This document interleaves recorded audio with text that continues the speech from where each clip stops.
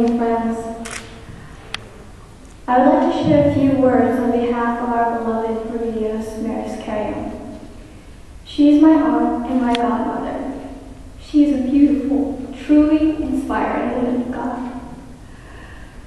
All of us here gather today to show our love for her as she loved us in return. Before I was conceived, my mom returned that Auntie Rose would be my godmother, my only girl. I can affirm there never was and never shall be a more devoted godmother.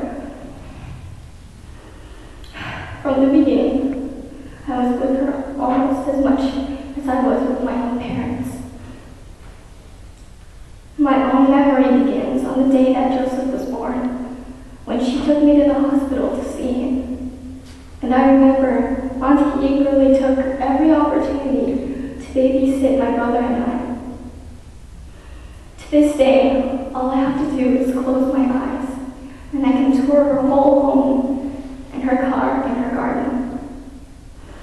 I can still remember sleeping in her room, taking bubble baths, and trying on her makeup, and playing games with my brother in her garden, and being taught to fix my bed in her room, and attempting to cook with her in the house.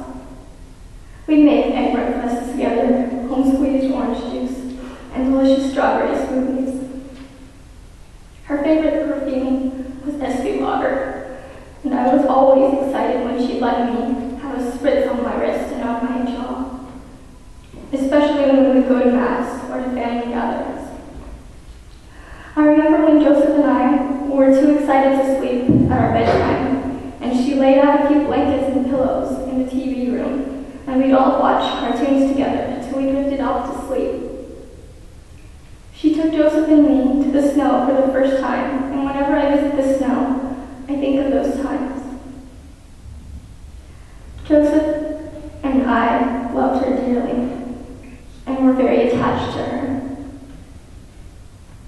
One day, when Joseph fell asleep before our parents took us home for the evening from her house, he woke up in the car and got angry and started crying, saying he never got to say goodbye. We were all so moved that Daddy turned the car around and we went back to her house so he could get a hug and a kiss from Auntie. She always encouraged my brother and me to embrace our studies and our creativity. She would find many opportunities for me to sing and my brother to play for an audience. And she even volunteered to fund our music lessons. Without her, I wouldn't be able to sing as I do. She prepared me for my life on the stage with my makeup and my performance clothing. When she first painted my nails, it shocked my parents, but I knew that I was growing up.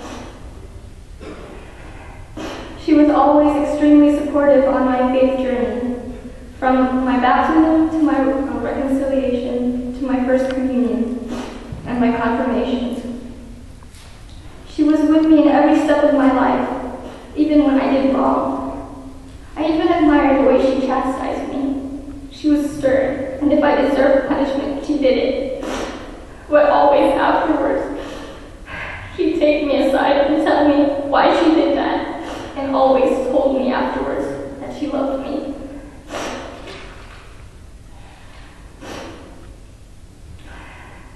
I was on retreat to prepare for confirmation, and she wrote me a letter, 6 pages front and back.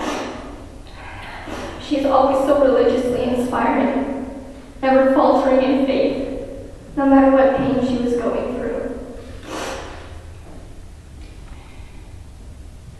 I chose the confirmation name Rose, not only because of St. Rose of Lima, and because the rose is my favorite flower, but for Auntie Rose, so that she will always be a part of me, in name and in spirit. I remember she had me and my brother braid her hair and comb her hair. And when she first started losing her hair, I began to grow my no matter how embarrassed I was of it. She's a fighter. 8 years of cancer, and she held on to life with every fiber of her being. She was a very strong person personally. And even though she wasn't big in stature, we listened to what she had to say. She took me aside and made me promise 2 things to her. She made me first promise not to cry when she passed.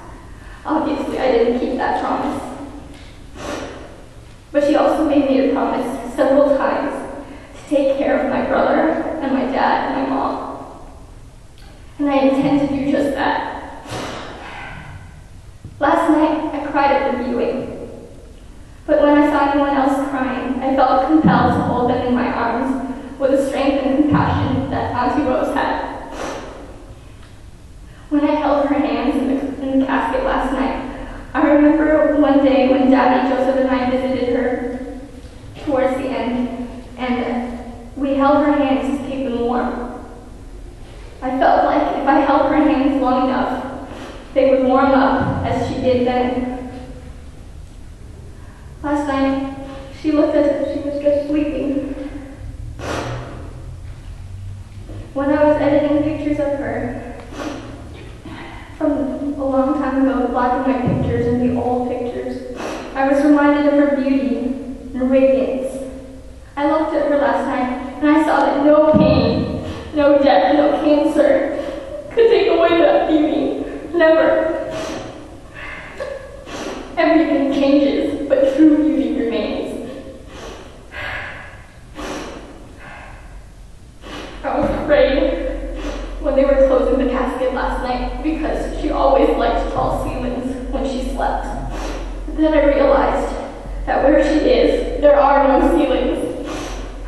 No ceilings holding her back.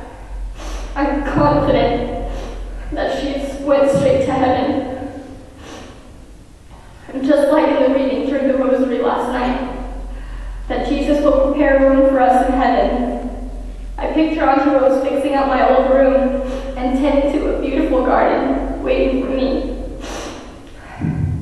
Auntie, I